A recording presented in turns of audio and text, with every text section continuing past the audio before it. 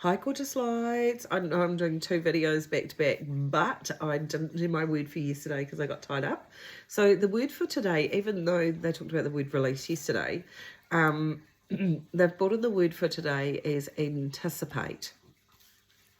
And very much when I'm just listening to Elise again, and she said that when you're very little, there was an anticipation always in the magic and the wonder of the world that there was something amazing going to happen. She said what you didn't actually realise at that period of time, that you were the amazing thing that was actually happening to the world because you were the universe in motion. And she said she knows that there was a simplicity about the way that you looked at your life as when you were a child, before you had the overlay of programming and other people's opinions and wants and needs of what they wanted for you. So they're asking if we can get back to this beautiful energy, which is, I can feel it kind of circling around me. It actually looks like glitter. It's really, really pretty. But it's that lovely feeling of anticipating something wonderful is going to happen. Now, energy matches energy, right? Which is what she's showing me. So if you have this lovely anticipatory energy, then the outer universe magnetizes towards you things that actually have that same energy, which is actually really, really awesome. So we forget that, and within the alchemy that they're trying to get you to do with this mindfulness and the words that they're actually giving you to have a consideration of, is that our ability as creative beings to set the energy, set the intention, and then the universe is actually responding to that, is actually part of the mindfulness of the energy that we can actually create if we're paying attention to it, if we're refocusing on it. And I said to them, well, it's really hard to walk around in an anticipatory state. And they said, no, you don't need to do that. You just need to set the intention, surrender that you've set the intention, and allow that flow to go out to the universe. You can reinforce it over the course of the day of going, you know, I anticipate something awesome is going to happen. I love that feeling of anticipating it.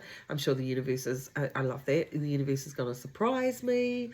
You know, at the end of the day, it's about setting an anticipation that there will be gifts along the way. There might be a physical gift. There might be an intangible gift, a tangible gift. There'll be something there that makes you go, wee, I got that experience and there was something different that actually happened. Now, we don't apply anticipation very much into our lives because we get into what Elisa just called burdensome states of mind, where we kind of look at our life and go, oh, you know, I've got to get up today and I've got to get the kids here and then I've got all this responsibility.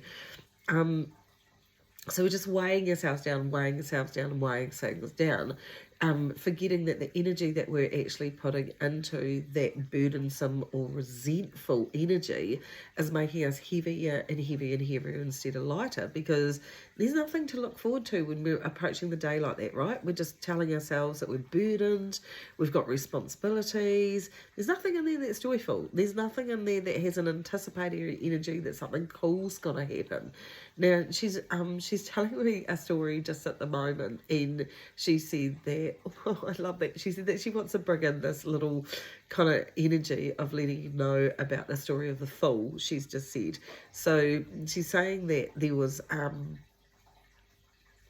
once in a kingdom a fool that was basically employed to entertain the king, and the king was always burdened down with all the responsibilities of the kingdom and sorting everything out for the serfs and everything like that. And this one day he demanded to the fool that the fool entertain him so much to take his mind off all the burdens of responsibility that he got.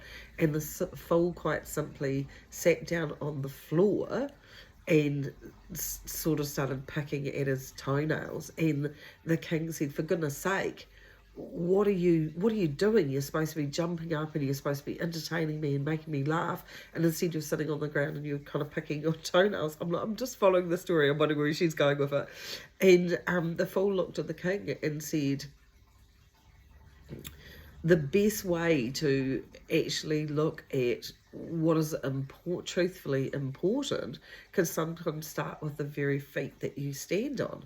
So as I said, I sit here at my feet, contemplate my toenails, pick my toenails, then I am setting the stage for what I'm going to do when I jump back up onto my feet, so that I can actually be fully present in what I'm doing right now. And in this moment of simply picking my toenails, where I'm picking my toenails, this is a weird story, I'm picking my toenails, then at the end of the day, that's all I'm doing. There's no weight in that, there's no responsibility in that, there's no need to be entertained by something. There's a simple moment of the pleasurable exercise of sorting my own toenails. And the king looked at the fool and said, "You're a fool." But the fool had a point. We let our brains and our responsibilities and our burdens just completely overwhelm us, and there's nothing there to anticipate. If we're expecting, like the king did, other people to fulfill changing a feeling that he's got, entertain him, take his mind off things, all of those sort of things, then you're not getting the point. You're the person that's in control of the way that you look at your life and the way that you're turning up and the way that you're actually doing things.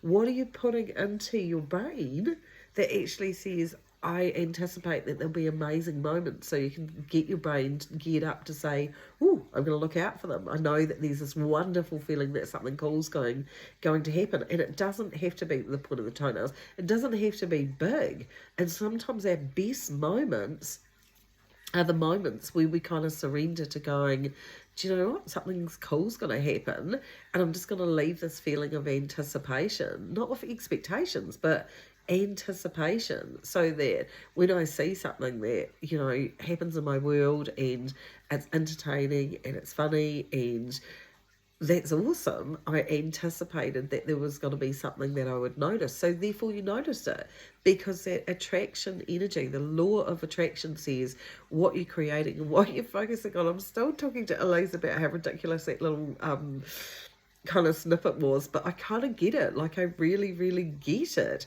The king was anticipating that the fool would do something amazing, spectacular, incredible, and take his mind off anything, where the fool just plopped down and just went, I'm just doing this in the moment because I can, and dropped out any sort of energy that it had to be amazing and incredible. And it was just a simple pleasure.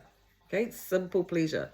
Might not be your simple pleasure to pick your toenails, but I do love what she's actually showing it, because I'm just like, totally did not expect her to do that.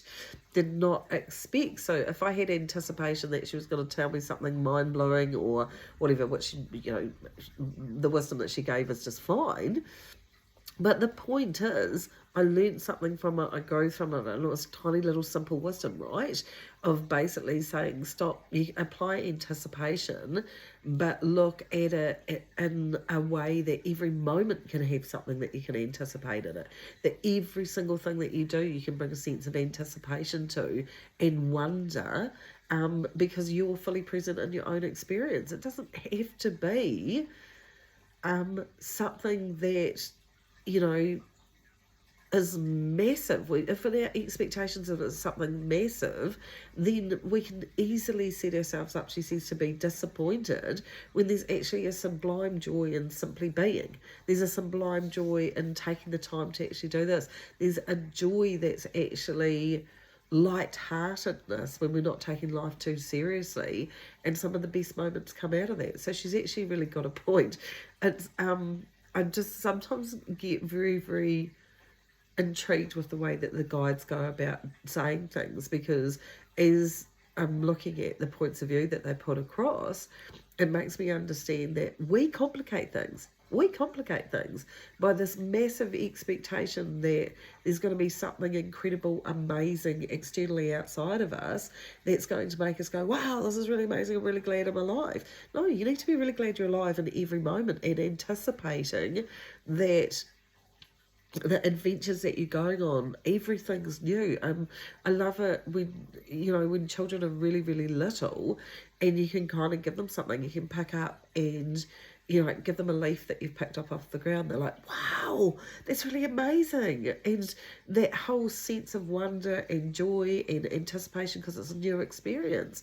If we got back to looking at every day like that, this is a new experience, like, woo, I've got toenails, you know, looking at it like it's a new experience, then you can bring in the sense of anticipation around absolutely everything that you're doing and wonder and treat it all like it's a new experience. There's no burdens of responsibility in there just because you're like, where's this going to take me? What's this going to happen to this? You can take the dreariness out of it and get back to fully being present and fully experiencing what you're actually doing with this simple anticipation that as you traverse through your day, there's a sense of wonder that you're going to find along the way. So I think it's a really good idea, and it could be just really as simple as contemplating your toenails, or, you know, just going, hey, I've got feet. Hey, I can step into the next moment and jump up and anticipate doing something, but I'll create it. So it's not about waiting for something to happen to you. It's anticipating that what's magnetizing towards you can be an experience or a new in the moment, and something there that will be wonderful to you. And that's a really cool way of living. She's got a really valid point. And before everyone says, is that a reasonable way of living? How are you going with what you're doing right now? So at the end of the day, this is new ways to look at things, new ways of coming beyond the limiting beliefs and actually releasing all of that old way that you looked at it to anticipate bringing in new ways of looking at things. That's mindfulness, complete mindfulness. Have a go. See how you go with it. Take care of you. And also, thanks for tuning in. Thanks for listening. You are your own biggest advocate. You're the person that's going to work on yourself the most in the lifetime. Get to know how you're turning up and start to actually say, most of our souls want to actually be playful, fun, enjoy our lives. It's only the human part of us in programming that said that you have to be under all this clutter of negativity, self-denial, and limiting beliefs. The only person that's going to bring you a solution to that is you. It's up to you. Anticipate change. Don't just anticipate it, but come back to the wonder of change as well. Take care of you.